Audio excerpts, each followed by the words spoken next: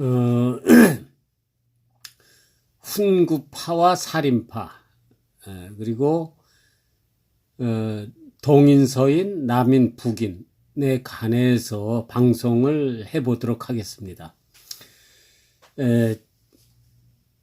훈구파라고 하는 것은 이제 조선이 개국되면서 이성계가 조선을 개국할 때 공을 세운 신하들, 개국공신이라고 하죠, 이거를.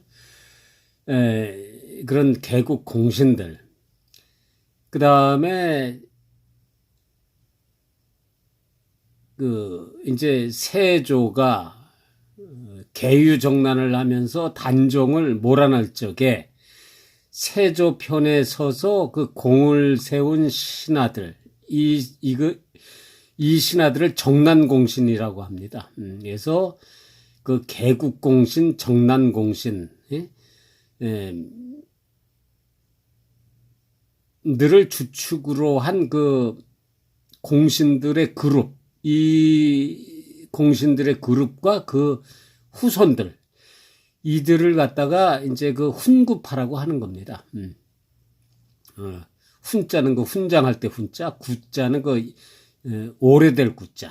그러니까 이름에서 알 수 있듯이 그 공을 세운 그 옛 신하들, 뭐 그런 뜻이죠. 글자대로 풀이하면. 근데 이제 그 의역을 하면 왕을 도와서 나라를 튼튼하게 하는데 그 일조한 그 큰 공이 있는 신하들과 그 후손들, 이런 식으로 해석이 되는 겁니다.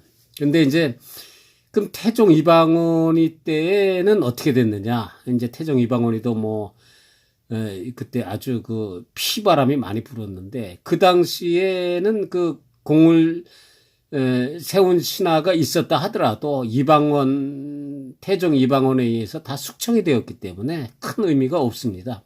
이방원 같은 경우는 뭐 자기 처남까지 다 이렇게 죽이고, 뭐 사돈까지 다 죽이는 판국에 뭐 공신들 갖다가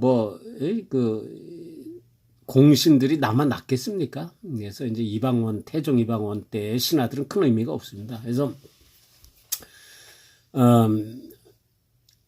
이제 이성계가 나라를 세울 때 그 개국공신들도 이제 시대가 지나면서 이렇게 다 물러났고, 특히 세조에 들어와서 그 정난공신들이 이렇게 그 나라의 그 전권을 쥐고, 나라를 그 좌지우지했습니다. 물론, 세조의 그 손 아래에 있었긴 하지만, 그래서 이제 그 중앙 권력은 왕을 정점으로 해서 이런 그 정난공신들이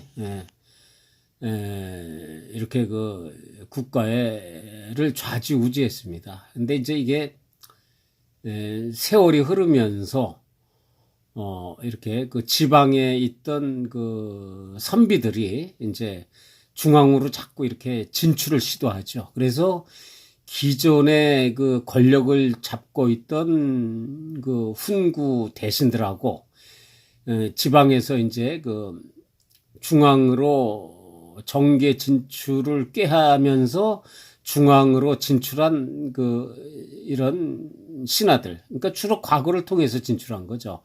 이 신하들 사이에 이제 정권 투쟁이 일어납니다. 이제 그게 사화가 되는 거죠. 뭐 4대 사화가 유명한데, 이제 그게 이제 연산군 때에 아주 연산군 때에, 그리고 중종 때에 이게 뭐 4대 사화가 일어나죠. 그때 그 중앙에서 진출한 그 선비들이 많이 이렇게 화를 당합니다. 이게 뭐 갑자사화, 뭐 무슨 사화, 이게 다 이제 그런 겁니다. 조광조, 뭐 그런 분도 마찬가지고 다 이렇게 지방에서 진출해서 지방에서 중앙으로 진출해서 이제 그 권력을 탈취하는 과정에 이제 기존의 권력을 갖고 있었던 그 훈구 대신들하고 이제 그 충돌이 일어난 거죠. 그래서 이제 지방에서 진출한 그 신하들이 다 이렇게 집니다. 이게 이제 4대 사화가 되는 거고, 4개의 큰 사화라는 뜻이죠. 그래서 뭐 그 당시에 뭐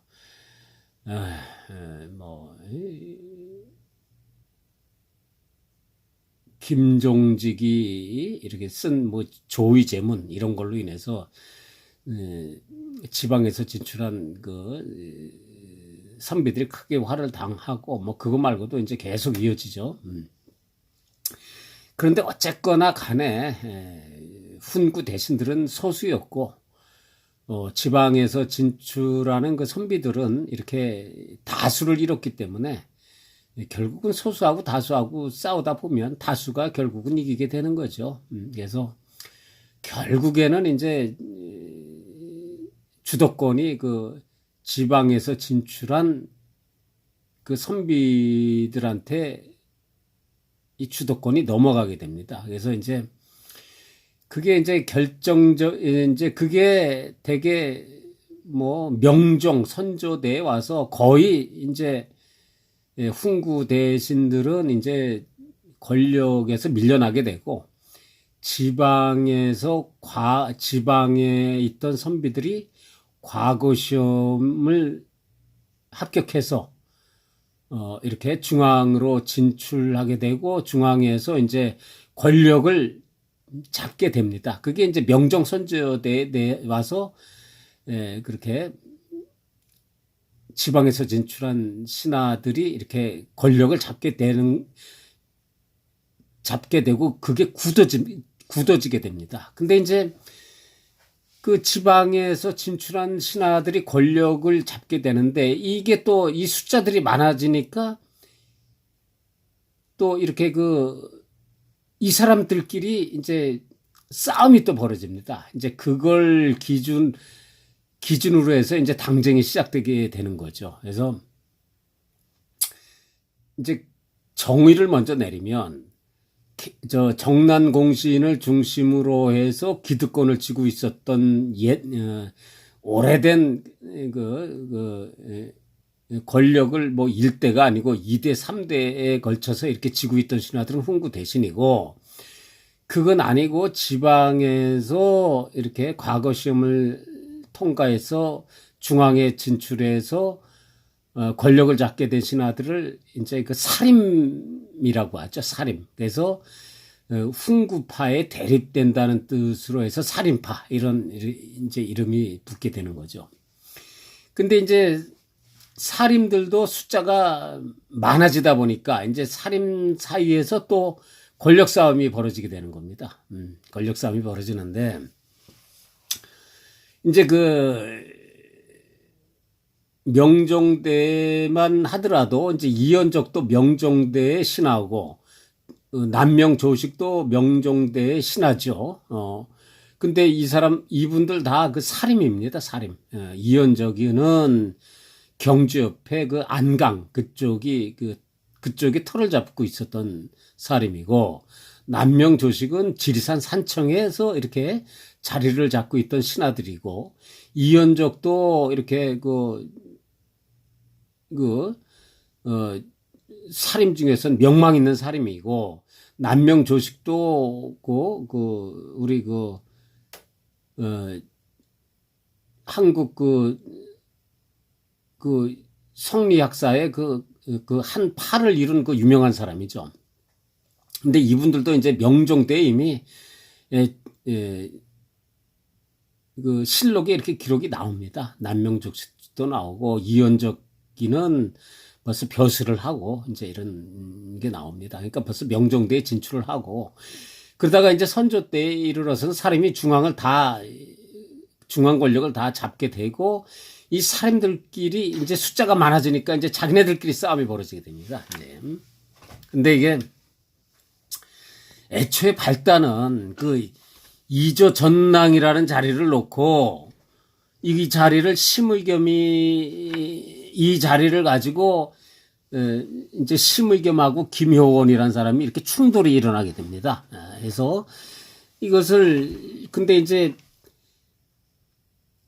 이조 전랑이라는 자리는 그 계급 그 벼슬 품계 자체는 높지는 않은데 이게 그 벼슬아치들을 추천할 수 있는 그 벼슬 추천권이 있는 그 자리입니다. 그래서 이 자리가 막강한 자리입니다. 비록 품계는 낮아도. 그래서 김효원하고 심의겸이가 이제 이조 전랑 자리를 놓고 대립하게 되는데 이제 김효원을 지지하는 그룹하고 심의겸을 지지하는 그룹 이렇게 두 개의 그 그룹으로 나눠지게 됩니다. 그래서 그래서 이제 대개 근데 그게 아마 대궐일 겁니다. 대궐을 기준으로 해서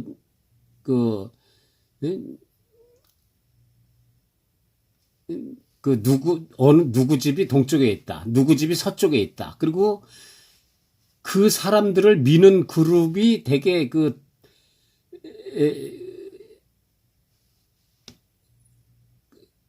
그 사람을 미는 그룹을 갖다가 동인이라고 하고, 또 반대파를 미는 사람을 이제 서인이라고 이렇게 명명하게 되는데 그 기준점이 아마 그 대궐일 겁니다. 대궐을 기준으로 해서,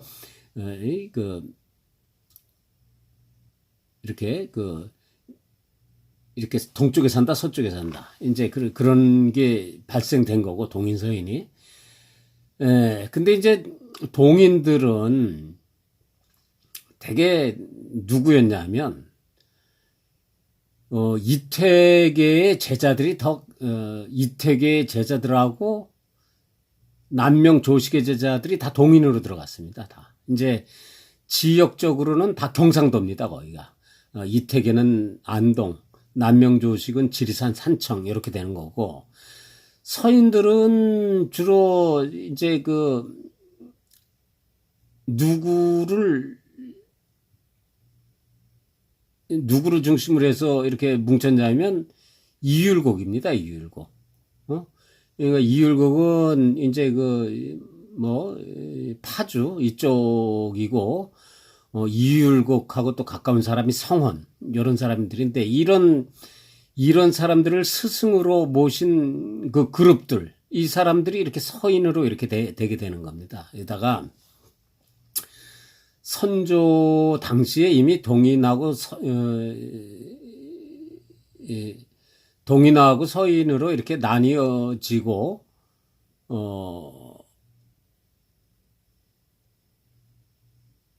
동인하고 서인으로 나뉘어지고, 이제, 그리고 임진왜란이 발발하면서 권력이 동인에서 서인으로 갔다, 서인에서 동인으로 갔다가 서로 이렇게 왔다 갔다 합니다. 왔다 갔다. 그래서 반대파가 정권을 잡으면 또 이제 어느 한쪽이 정권을 잡으면 이제 또 그 반대파를 숙청하고 이렇게 자꾸 벌어집니다. 벌어지게 되고,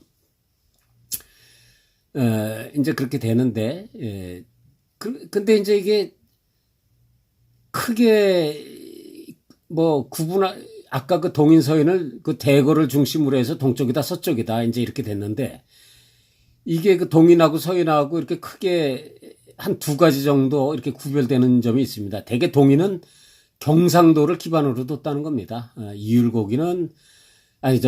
이태계는 경상도 안동, 남명조식은 지리산 산청. 때 이분들은 다 이제 경상도죠. 경상도고, 이제 서인들은 이제 이율곡과 성원을 중심으로 파주, 그 다음에 경기도, 이쪽이 이제 지리적 배경이 되는 거죠. 그리고 학문적으로는 이제 이태계 제자들은 이제 주리파, 그러니까 성리학에 있어서 삼라만상의 근원이 이다 그랬는데 이 이를 중심으로 한 거, 이가 최고다, 이가 제일 중요하다. 그래서 이제 주리라고 하고 그거를 주장하는 파가 주리파가 되는 거죠.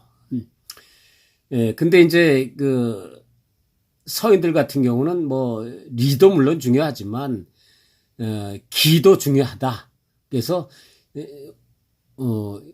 기를 이렇게 상당히 중요시합니다. 그래서 주기파 이렇게 되는 거죠. 그래서 이제 이율곡 성원 같은 경우는 이제 주기파 이렇게 학문적으로는 그렇게 갈라지게 되는 겁니다. 그래서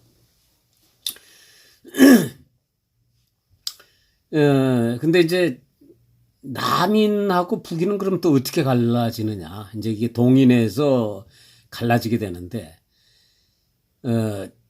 동인이 정권을 쥐고 나서 이제 서인이 권력 싸움에서 졌단 말입니다. 그러면 이 서인들을 어떻게 처단할 거냐 이걸 놓고 서인들은 아주 뭐 이참에 아주 그냥 쑥대밭을 만들어야 된다. 이렇게 강공을 주장하는 사람들이 북인으로 들어가는 거고, 야, 그렇게까지 강하게 할 필요 있느냐. 그냥 이렇게 좀 웬만하면 이렇게 좀 감싸고 넘어가고 좀 부드럽게 처벌하고 그걸로 끝내자. 이게 이제 남인으로 들어가는 거죠. 그래서 남인들은 이제 이택의 제자들이고 주로 그렇습니다. 주로. 그리고 이제 서인들을 강하게 처벌해야 된다고 주장하는 사람들이 이제 북인이 되는데 이게 이제 되게 남명 조식의 제자들이 이제 되게 북인으로 들어갑니다. 그래서 이제 남인 같은 경우는 유성룡, 김성일, 그다음에 김효원 이런 사람들이 이제 남인 북인이 갈라지기 전에 이제 동인 이택의 제자들이었는데 이 사람들은 이미 은퇴하거나 죽었고 이제 그쪽에 이렇게 연고를 대고 있던 사람이 남인이 되는 거고 이제 광해군이 이제 집권하고 나서 광해군을 지지하고 있던 신하들 그룹 이게 되게 남명 조식의 제자들이거든요. 정인홍이라든가 이이첨 같은 경우 이이첨은 원래 훈구파인데 훈구파의 후손인데 어떻게 북인 쪽으로 이렇게 들어갑니다. 이제 대표적인 게 정인홍이죠. 곽재우도 남명 조식의 사이인가 그렇게 될 거고 이제 그 당시에는 이렇게 이제 그렇게 강하게 처벌해야 된다는 게 이제 북인이 되는 거고 이산에도 이제 동인에서 이제 북인 쪽으로 이렇게 남북으로 갈려질 적에 이제 북인으로 들어가게 됩니다. 북인으로. 그리고 이제 이산의 사이가 이덕형인데 이덕형 같은 경우는 이게 이제 당쟁에서 이렇게 그렇게 불편부당 어느 한쪽으로 치우치지 않는 그런 신하 쪽으로 들어갑니다. 이제 그렇게 해서 결국은 남인하고 북인은 이제 동인이 권력을 쥐고 나서 서인을 벌줄 적에 강하게 처벌해야 한다가 이제 북인이고 유화책을 쓰자 이게 이제 남인이고 이렇게 해서 남북으로 갈리는 겁니다. 그래서 광해군 때에 이제 북인이 집권하고 있다가 이제 서인이 이제 반정을 일으켜가지고 광해군을 내쫓고 서인이 권력을 잡습니다. 그래서 이제 서인이 권력을 잡죠. 이제 그렇게 하면서 이게 인조가 즉위를 하게 되고 그렇게 해서 이제 인조, 효종, 현종, 그다음에 이제 숙종 때까지 이렇게 서인이 계속 권력을 잡습니다. 그러다가 숙종 때에 와서 이제 노론하고 소론으로 이렇게 예, 또 이렇게 파가 갈리게 됩니다. 이제 그거는 다음 기회에 이렇게 또 방송하도록 하겠습니다. 예.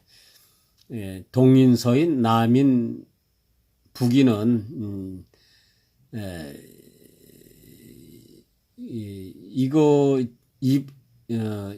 이것으로 해서 끝내도록 하겠습니다. 예.